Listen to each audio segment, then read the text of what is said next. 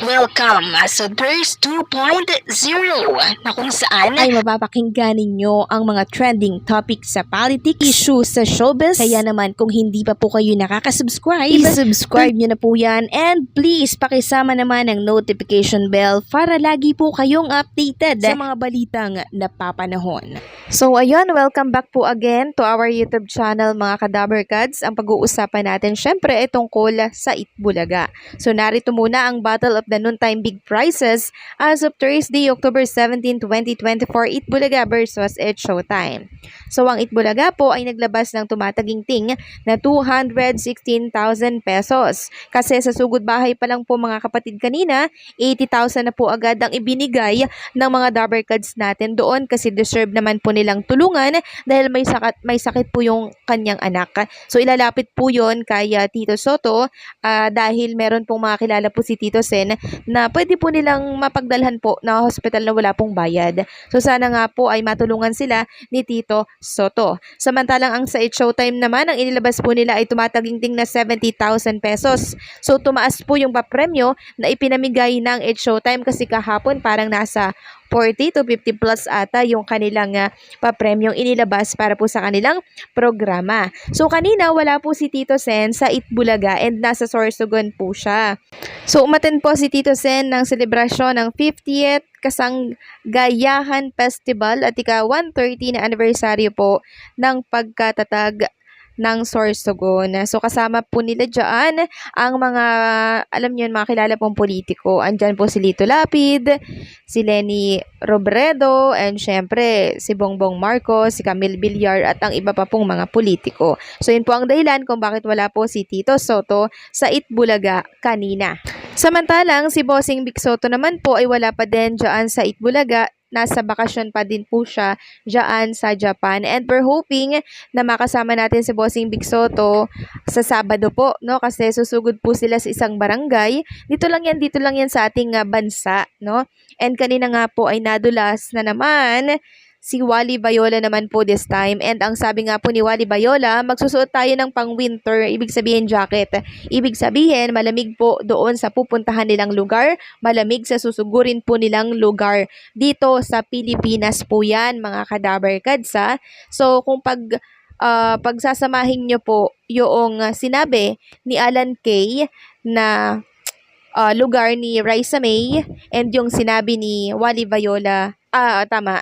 Parehas po, no, tugmang-tugma, na iisa lamang yung lugar na tinutumbok doon at walang iba kundi yun ay sa Angeles, Pampanga. So tama nga kaya tayo mga Kadabarkads na sa Angeles, Pampanga, susugod una ang Dabarkads. Yan ang dapat nating malaman sa Sabado kaya dapat tumutok po kayo ha.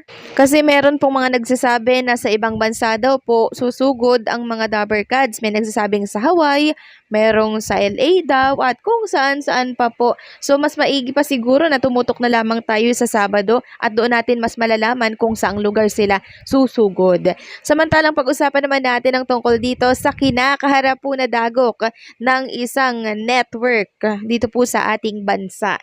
Ito po ay inanunsyo ng ABS-CBN. So, nagbawas po sila ng 100 empleyado. Nakakaawa naman po yung mga nawalan po ng trabaho. Sabi nga dito, naglabas ng opisyal na pahayag ang ABS-CBN sa desisyon ng kumpanya na magtanggal ng 100 empleyado o 3% ng kabuuan ng workforce nito. Kagabi, October 17, 2024, natanggap ng PEP ang kopya po ng opisyal na pahayag ng ABS-CBN. At sabi nga po roon ay mangyayaring retrenchment ay resulta daw ng mga pagbabago ng TV landscape, hindi lang sa bansa kundi daw po sa global scene. The TV industry, ito po yung pahayag ng ABS-CBN, the TV industry as a whole has been hurt by lower consumer spending which translated into lower advertising spends. The company is also being affected by the global decline in the pay TV business. As a result, the company has made the difficult decision to retrench around 100 or about 3% of its workforce, saad sa isang bahagi ng statement. Tiniyak ng ABS-CBN na may karampatang compensation ang pag-retrench sa mga empleyado nito. We are committed to providing those affected with full benefits and support and are deeply grateful for their many years of service to the company and to the public. Sa isang banda, binanggit ng ABS-CBN na may significant progress sa iba-ibang business initiatives ng kumpanya. TV ratings continue daw to improve. Star Cinema produced 2 hits so far, with one of them being the highest grossing Filipino movie, and our music business has gotten a strong boost from the popularity of girl band BINI and Star Cinema and film company arm ng ABS-CBN. Record-breaking ang box office success ng 2023 Metro Manila Film Festival entry na Rewind na kumita daw ng 900 million. Co-produce iyon ng Star Cinema, ABT Entertainment at Agosto Dos Media.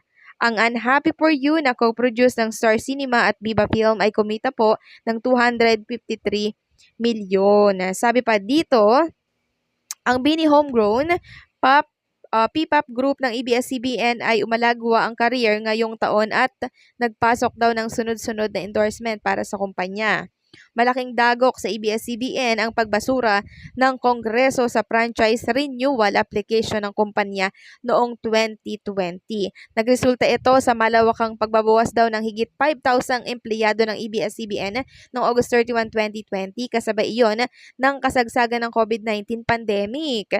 Sa kabila ng kawalan ng franchise, mabilis na nag-pivot ang ABS-CBN at nakipag-collab sa iba-ibang TV network at streaming sites upang magpatuloy bilang media company at content creator. So nakakalungkot lang, 'di ba? Sabay-sabay po yung sunod-sunod, yung dagok na kinakaharap po ng ABS-CBN, at mas nalulungkot po talaga ako doon sa 5,000 na nawalan po ng trabaho. And ngayon 100 po yung nawalan trabaho. Panibago na naman pong dagok ito para po sa mga empleyado po nila. So sana po ay merong mapasukan sila agad-agad, kasi hindi po biro na mawalan po ng trabaho, lalo na kung ikaw yung inaasahan po ng pamilya mo, 'di ba? So sana po may tumulong po sa kanila, or sana i-absorb sila ng GMA kung sila po ay nangangailangan, 'di ba? Kawawa naman po kasi yung 100 empleyado na yan. Yan din po ay nagsusumikap para po sa kanilang pamilya.